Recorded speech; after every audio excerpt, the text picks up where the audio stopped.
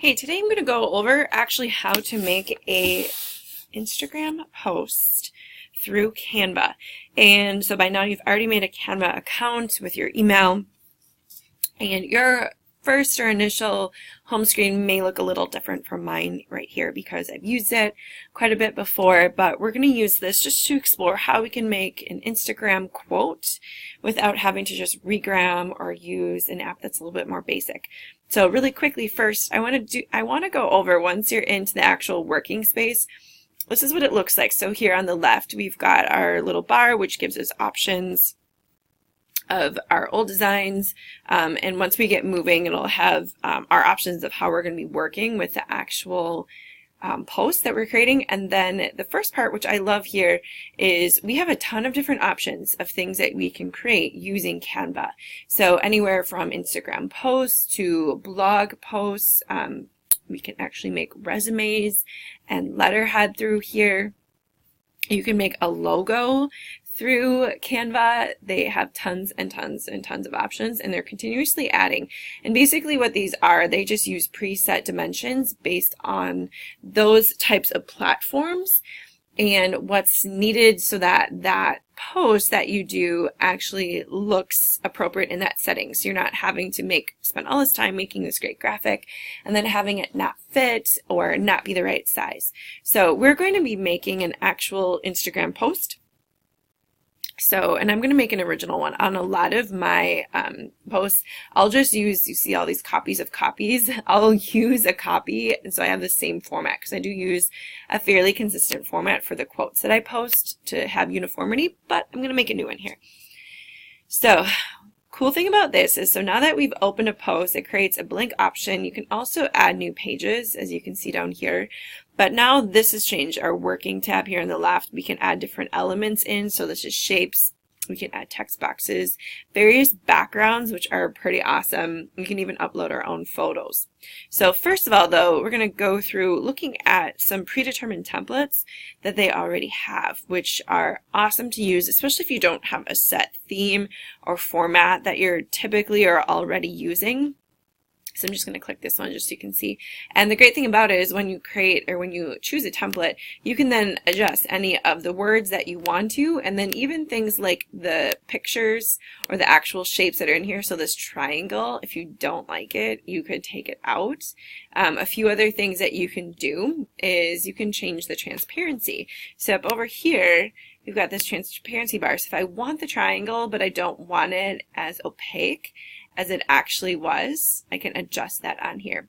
Same thing if I click on this actual background picture. So that's something we're going to do today. I don't want it fully, the full-fledged picture, so I can adjust it. Up here, filters, we can change, just like how you would on Instagram, how the picture actually looks. Here where it has adjustment, we can manually change or adjust some of the photo elements as well. And we can crop, we can focus on a different part of the picture, say there's something else we'd like. And then for flipping it, we can also flip the variation of it. So if we want it upside down, for example, we wouldn't on this one, but that's, for example, how you would do it. So now we're going to go to background. So this is already that background picture that we've got. When I click background, it now opens up a whole new option of backgrounds we can choose, and we'll still use this same template. There's plenty of free options and free backgrounds here, so I'm going to pick this one. We'll take a second to load, and it's actually behind my picture, so I'm going to delete this picture that I had on here before that was part of the template, and to delete it, this is a little bit off of my screen, so I don't know if you can see it, but I'm deleting right now. So now I'm like, I don't like that mountain picture. We're going to go to just a completely different background, but I like the rest of the template. So that's how we can add a background in here. I want to do something completely different. I want to upload my own photo. So I'm going to go back to my templates. I actually don't want any of my templates in here anymore anyway, so I'm going to delete the triangle, and I'm going to delete all these smaller boxes that I don't need because I'm going to be adding my own.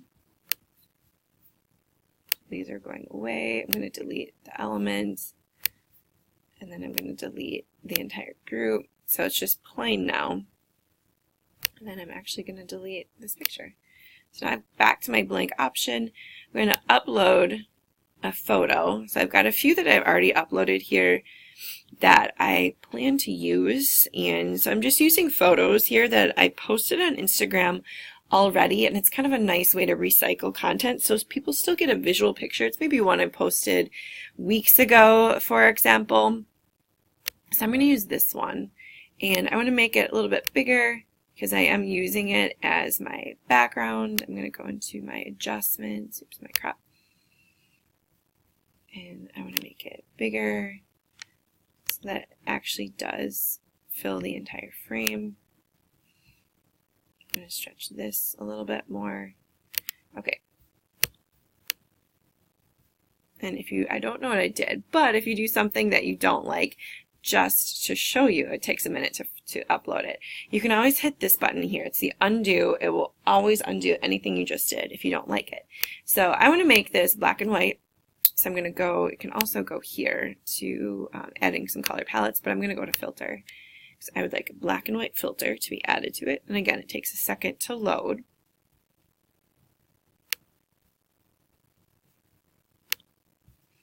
So I'm going to go with grayscale.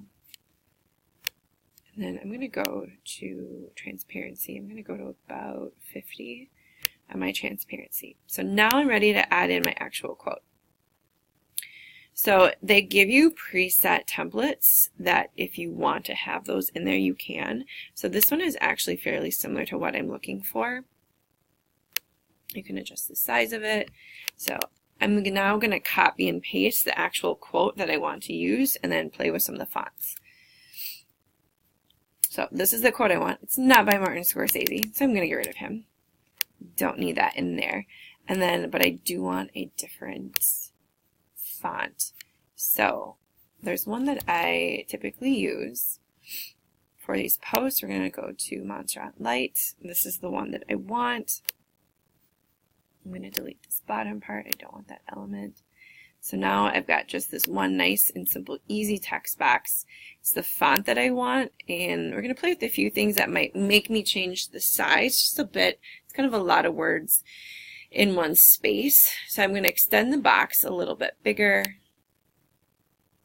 So now I have work hard and be yourself all on the same line. You can see what this looks like to separate out those two thoughts. I like how that looks. Next thing I'm going to do is I want to adjust the spacing of this. So I can adjust the actual letter spacing so that makes them farther apart within the actual words that they're in.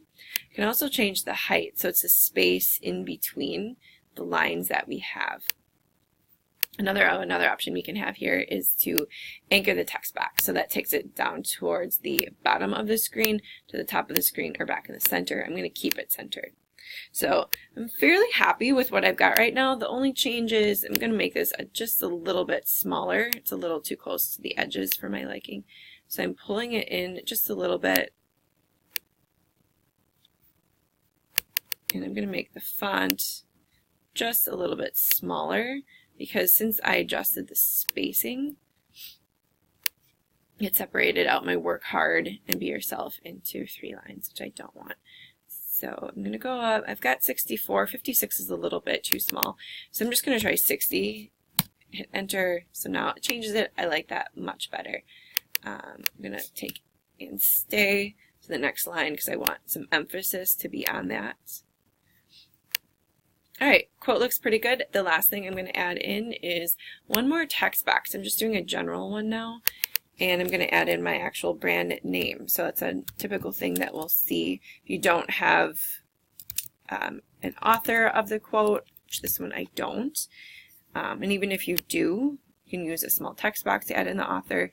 And then so for this, I'm going to pull my brand name, which is the hashtag I'm choosing to use down here. I'm going to change my font over to Montserrat, and then I am going to adjust the spacing a little further out. I like how that looks when it's stretched out. Alright, so there we go. We've got the quote pretty much done. I like how it looks. The next thing that you can do if you want to keep it here on the desktop, then you would go to download, and it gives you some options. You can download it as a JPEG, PNG, or PDF. So say you made a flyer and you want it as a PDF, that's how you do it. I'm going to keep mine as photos because these are things I'm going to use directly on Instagram. And so the photo is fine. And actually, because I'm going to go and post this in a little bit from my phone, I don't have to do anything else because it's cloud storage. Everything is saved exactly where you need it to be saved. So that was a little tutorial walking through how I make a quote on Canva. And I hope that was helpful. And this is definitely the type of application. It's like one of many that come out from time to time to check into and just see what other people are using to play around with, see if it works your style, see if it's user friendly for what your needs are and for your design style and design aesthetic as well. Thanks for watching.